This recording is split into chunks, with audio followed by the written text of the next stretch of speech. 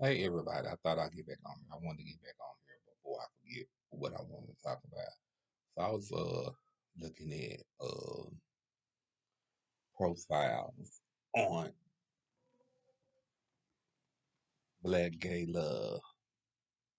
I think it's Malachi and Randy, that's their name. I watches that show every now and then, and to believe it or not, they had been through some trials and tribulations, and that's what I want to talk about through this video. And they also both are HIV positive, and one is like 75, and the other one is like 72. And it's like, it's wild to even think that you can reach that elevation and reach that age and be positive and not go home to glory yet. I mean, because I remember when the epidemic came out, when HIV came out, I lost a whole bunch of my friends. And not only that, I can't really say that my friends wasn't taking care of themselves. Like they were saying that because one of them was HIV activist and was saying that they was giving drugs that was killing people, which it was, and it was called. I can't tell you what it was called, but then it was just like we was guinea pigs. Everything that we know now about HIV and AIDS, didn't nobody really know then. Nobody was really trying to slap on a condom then, didn't nobody want to stop to slap on a condom. Everybody now is taking PrEP without, it's just like the same thing back then, what he was saying, because he said HIV and AIDS hit the epidemic in the 70s and the 80s. And I was just like, I remember that time then because I didn't know about this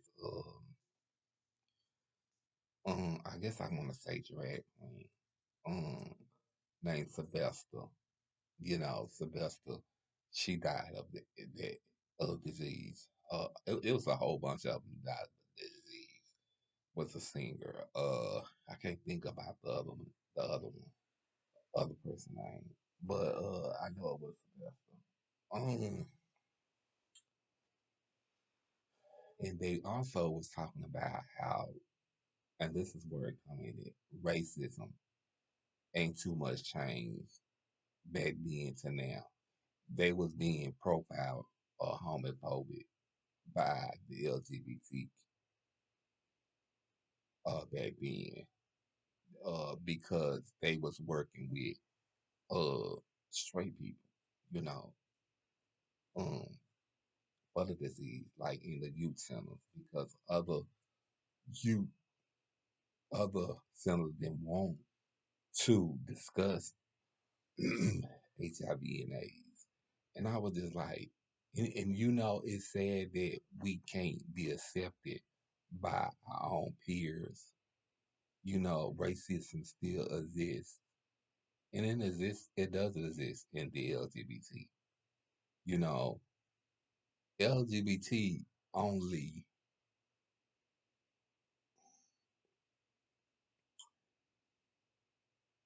they accept you, but sometimes it feel like that they got they certain limits of accepting you, you know. Um, I don't really like to call the LGBT out on they mess, you know.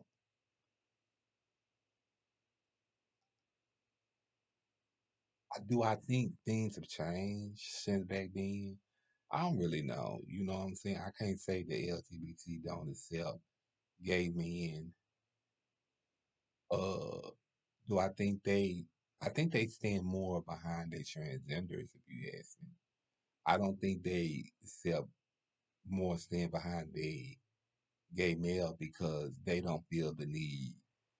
Because I think they feel like it really a lot happens to the transgender than I guess you want to say, the gay male. I don't know. It's really kind of hard to explain. I don't want to say nothing out of pocket, but I do say that it's sad that we still living in racism,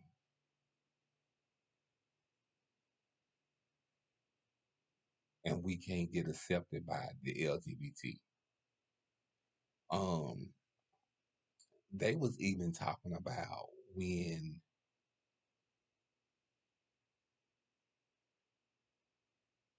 they moved to Savannah, they wasn't even getting the acceptance. They would go to some bars and they would get courted. Yeah. And when they got married, it was no different. And I guess I can imagine it because I even think sometimes now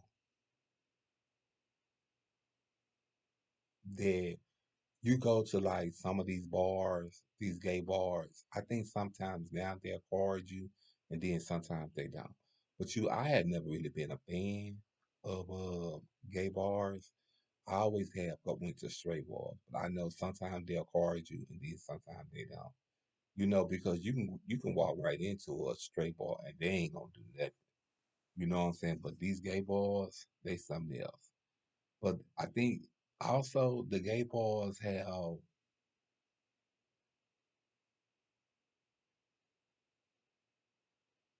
yeah, I'm gonna say the gay bars have racism because it's only certain nights that you'll probably be able to go to a gay or all gay bar and do a show or something like that. You know, the LGBT community is I say it's racism. I say, yeah, I say the LGC, the LGBT is racism, and I say some gay bars is racism. Um, I'm not out to drag them. I just think that you know it could be better. We could do better, and you know, I'm not gonna sit there and say I would love to live and be in a relationship to be 75 and 72 with my partner. I mean, I know I'm at an age now, I'm HIV and I'm 48 and I'm good. You know what I'm saying? But to see they reach that level, they live their life and they are living their life. And they were saying how happy they is and how they more happier than ever. They bond is more happier than ever. I think they live in San Francisco, you know, because one of them said that in San Francisco was more racism than the South. And I was just like, wow. I mean, everything that he was saying, I was listening to it, and everything that he was saying, I couldn't wrap my head around it, and I couldn't believe it. But I was surprised that they had been in a relationship that long, and that not just been in a relationship that long. They've been in a relationship for 27 years, yeah. But I was just surprised they was HIV positive and they was that age. I was just surprised. I never seen nobody 75 and 72 and HIV positive and still going strong. Yeah, they had problems, but they got through it.